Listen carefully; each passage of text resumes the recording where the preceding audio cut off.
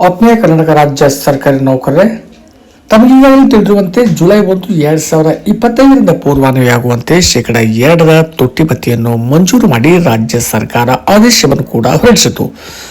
ಆದೇಶದ ಅನ್ವಯ ಅಕ್ಟೋಬರ್ ತಿಂಗಳ ವೇತನದಲ್ಲಿ ಶೇಕಡಾ 2 ತುಟ್ಟಿ ಭತ್ಯೆ ಹೆಚ್ಚಳವಾಗತಕ್ಕಂಥ ಸಾಧ್ಯತೆ ಇದೆ ಎಂದು ಕೂಡ ಹೇಳಲಾಗಿತ್ತು. ಆದರೆ ಪ್ರಸ್ತುತ ಅಕ್ಟೋಬರ್ ತಿಂಗಳ ವೇತನದಲ್ಲಿ ಶೇಕಡಾ 2 ತುಟ್ಟಿ ಭತ್ಯೆ ಹೆಚ್ಚಳವಾಗಿಲ್ಲ.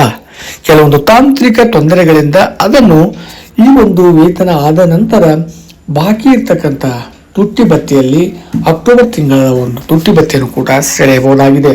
ಹಾಗಾಗಿ ಇಂದು ಕರ್ನಾಟಕ ರಾಜ್ಯ ಸರ್ಕಾರಿ ನೌಕರರ ಸಂಘದ ವತಿಯಿಂದ ಒಂದು ಅಧಿಕೃತವಾಗಿರ್ತಕ್ಕಂಥ ಪ್ರಕಟಣೆಯನ್ನು ಬಿಡುಗಡೆ ಮಾಡಿದ್ದು, ಸರ್ಕಾರ ಬಿಡುಗಡೆ ಮಾಡಿರ್ತಕ್ಕಂಥ ತುಟ್ಟಿ ಭತ್ಯೆಯ ದರವು ಈ ತಿಂಗಳ ವೇತನದಲ್ಲಿ ಸೇರಿರುವುದಿಲ್ಲ, ಮುಂದಿನ ತಿಂಗಳ ವೇತನದಲ್ಲಿ ಸೇರ್ಪಡೆಗೊಳ್ಳಲಿದೆ.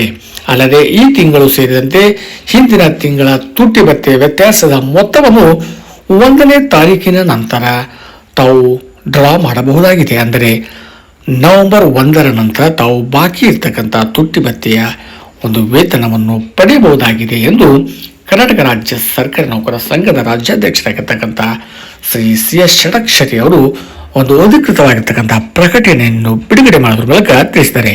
ಹಾಗಾಗಿ ಮುಂದಿನ ನವೆಂಬರ್ ತಿಂಗಳ ವೇತನದಲ್ಲಿ ಶೇಕಡಾ 2 ತುಟ್ಟಿ ಭತ್ಯೆ ದೊರೆಯಲಿದೆ.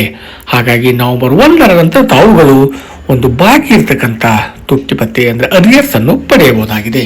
ಧನ್ಯವಾದಗಳು.